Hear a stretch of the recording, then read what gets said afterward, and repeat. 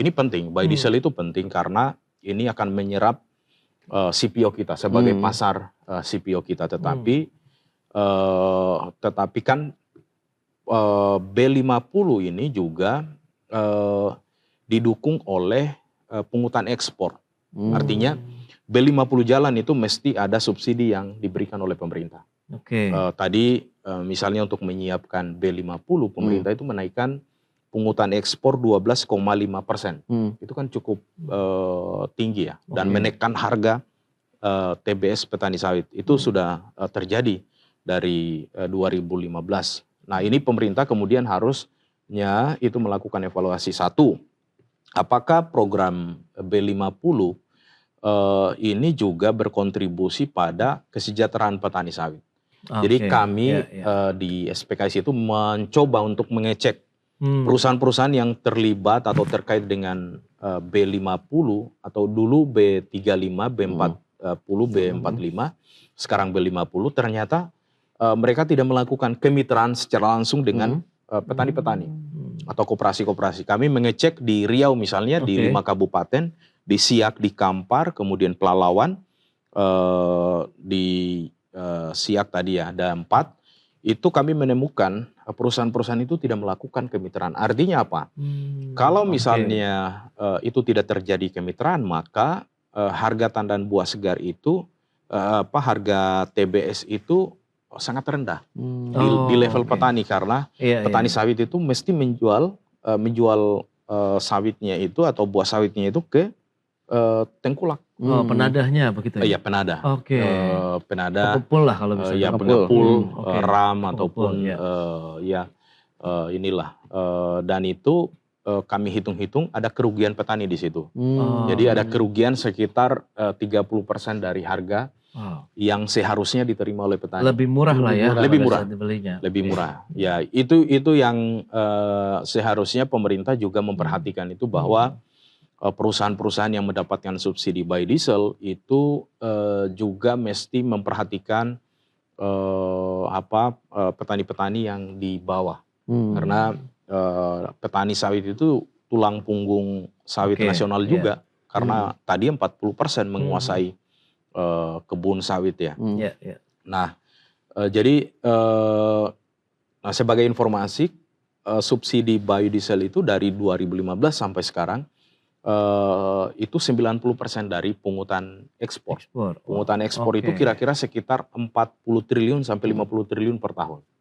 Itu cukup besar. Jadi kalau 90%, maka itu sekitar 40 triliun per tahun itu hanya untuk perusahaan-perusahaan di biodiesel. Nah, kita berpesan ke pemerintah, karena pungutan ekspor ini juga mempengaruhi harga TBS, maka sudah selayaknya misalnya tadi peremajaan sawit rakyat itu diperhatikan dengan menaikkan dukungan untuk pendanaan di PSR. Nah, yang kedua yang mesti dievaluasi soal bahan baku. Bahan baku, apakah dengan B50 sekarang, dengan produksi kita sekarang ini cukup dengan untuk bahan bakunya B50. Karena kalau misalnya ini sekarang, kalau misalnya itu tidak cukup, maka itu akan mengganggu pangan kita. Harusnya untuk pangan, dan itu akan dialihkan di B50 misalnya. Nah, dampaknya ya bisa itu mungkin akan ada kenaikan, ada kekurangan stok untuk pangan, terutama minyak goreng ya. Nah, itu dia. Supaya tidak terjadi tarik menarik lah kalau kita bicara kepentingan B50, kan minyak goreng juga kita butuh.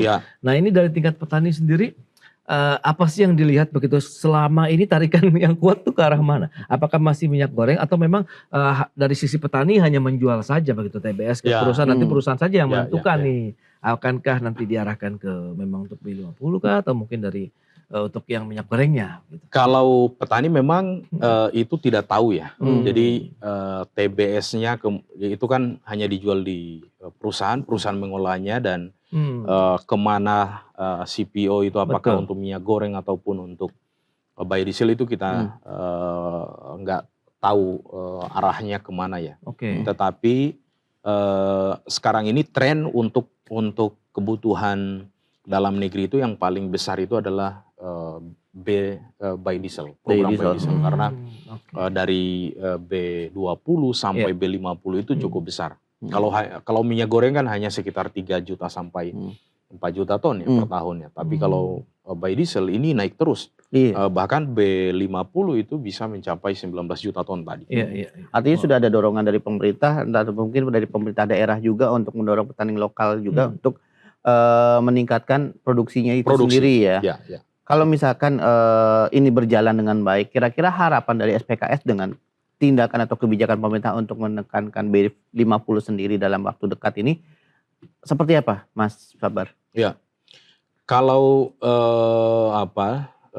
kami melihatnya memang pemerintah itu mesti memperhatikan di hulu juga, di hulu tadi yang produktivitas di petani sawit ya.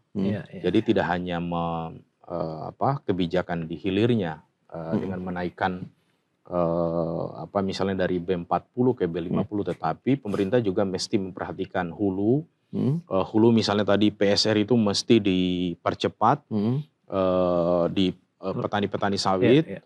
Dan harapan kita dengan adanya biodiesel ini tidak hanya dinikmati oleh perusahaan-perusahaan besar dong. Ini mesti juga kebijakan biodiesel ini juga mesti dirasakan nilai tambahnya di petani-petani sawit. Misalnya ke depan perusahaan-perusahaan yang dimandatorikan untuk yang bermain di biodiesel itu mesti punya kemitraan yang jelas dengan petani-petani sawit. Nah, ini karena begini, masalah sekarang itu masalah kemitraan. Kemarin itu dengan kebijakan ekspor satu pintu yang terkena dampak itu kan petani-petani yang tidak memiliki kemitraan dengan perusahaan.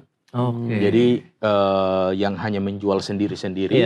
Akibatnya ketika ada kebijakan seperti ini, perusahaan itu langsung menurunkan TBS.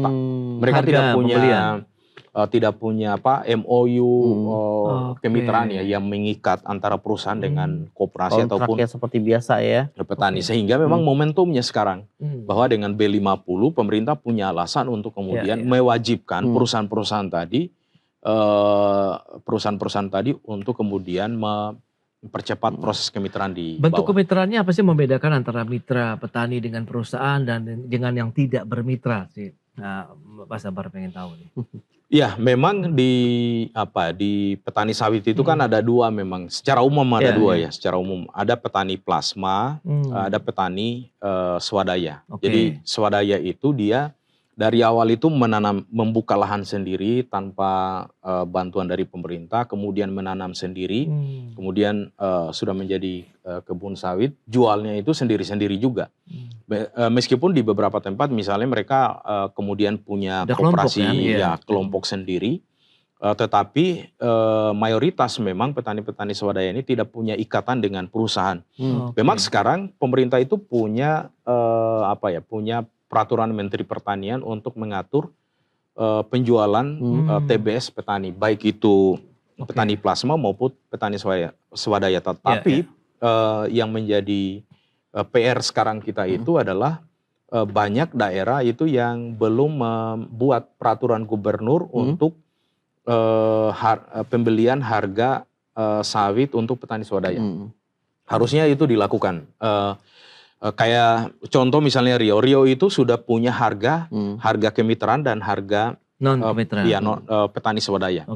Petani swadaya. Jadi sudah dibuat dalam peraturan gubernur Riau untuk pembelian tandan buah segar bagi petani plasma, kemudian petani swadaya.